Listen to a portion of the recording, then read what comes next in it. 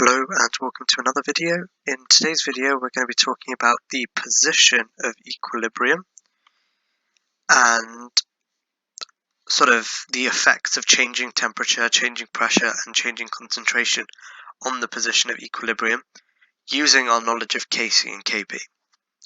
So first and foremost, let's talk about Kc. So we know Kc is product over reactant, and Kp is equal to P of product over P of reactant, where P is partial pressure. So you can think of both of these as kind of fractions. So we can use our knowledge, or our GCSE maths knowledge of fractions, to describe the effect of changing different things on Kc and Kp. So a Kc/Kp value which is greater than 1 means that it is towards the product. So equilibrium is toward products.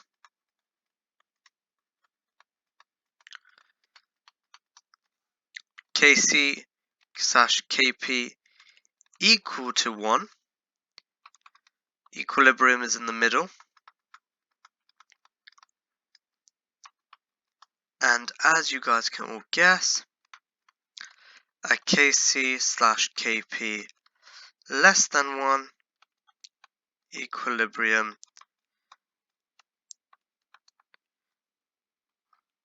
toward reactant. Why? Because the concentration or the partial pressure, so if it's greater than 1, the concentration of the top is more than the concentration of the bottom, hence why it's top heavy, and so the concentration or the partial pressure of products is more, and so the equilibrium lies towards them as opposed to the other way around. If it's equal to 1, then the value on top is equal to the value on the bottom, and so the equilibrium is in between as the concentrations are equal. And it's less than 1, the value on the bottom is greater than the value on the top, so it's towards the reactant. Does that make sense? The next bit we're going to talk about is temperature. So increasing temp moves equilibrium in endothermic positive direction, and decreasing temperature moves equilibrium in exothermic negative direction. And that's based on our knowledge of Le Chatelier's principle from year 12.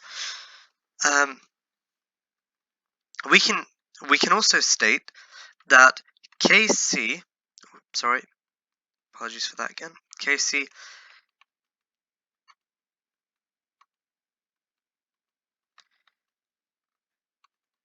is only affected by temperature. Now that's an important fact you'll need to know for the next bits when we talk about the effect of concentration and pressure. So increasing the temperature moves it in the endothermic direction. So if you have an endothermic forward reaction, i.e.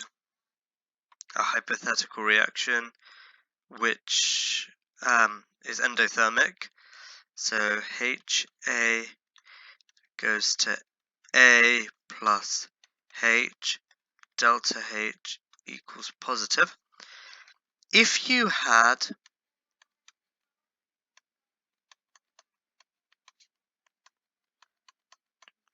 so that's your Kc expression. If you had your increasing temperature moves the equilibrium in endothermic direction, so if you were to increase the temperature, it moves in the endothermic direction, so shifts that way. So the yield of H and A increases as opposed to HA, which means that the top increases, the bottom decreases, which means your Kc value increases by logic, by your knowledge of fractions, because if you're increasing the top, decreasing the bottom. If you had the same reaction, but that was negative, then your equilibrium is moving that way, so towards the HA, which means that the bottom increases, the top decreases, which means your Kc value decreases as equilibrium moves towards the reactants. Cool. Next bit, we're going to talk about concentration and pressure.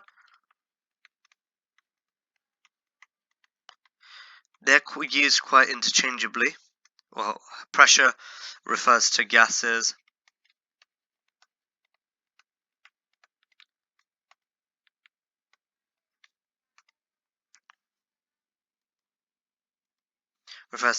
Concentration refers to liquids or aqueous.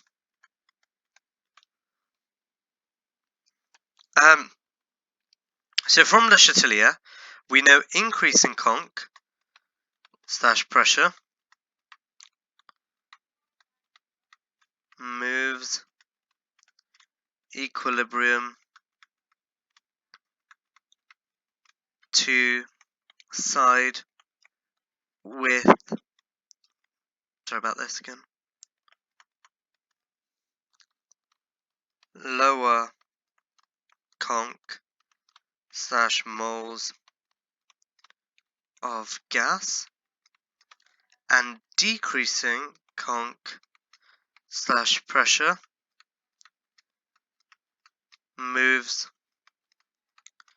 equilibrium to side with higher conc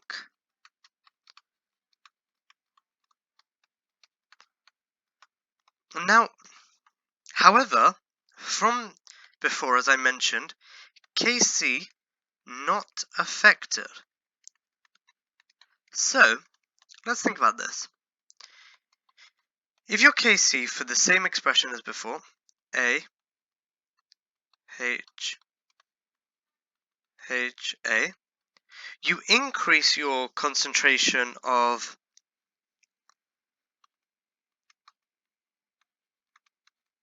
goes to A plus H. You're increasing your concentration of HA, which means that it moves to the side, equilibrium moves that way, which means your yield of this increases. What you need to think of it as, your concentration of that has increased, your concentration of that has increased, and your concentration of that has also increased, but they're all by the same factor, which means that the increase can cancel out, which means your Kc stays equal. And if it was the other way around, if you were to decrease your concentration of this, it will move it, equilibrium will move that way, so your yield of this will decrease and your yield of this will be lower, which means that that will be lower, that will be lower, and that will be lower. Again can cancel out, which means your Kc can stay equal. It would be the same with pressure. If you increase your pressure of one of the reactants, then the equilibrium moves in the opposite direction, moves towards the products, but because they're increasing by the same factor, they can all cancel out. So the Kp or Kc value remains constant. Final point is on catalysts.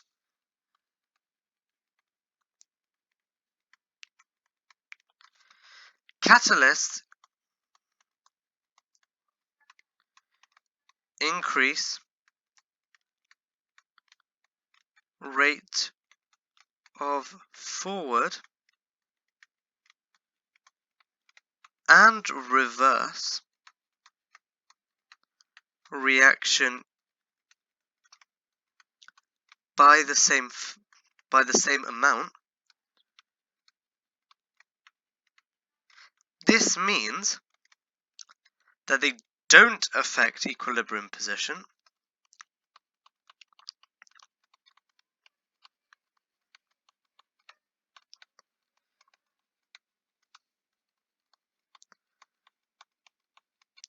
and they don't affect Kc/Kp. Basically, that's all you need to know for chapter 19. I'd recommend you go and do some of the exam questions, some of the practice questions in the textbook. I'll see you guys later. Thank you for watching. Bye.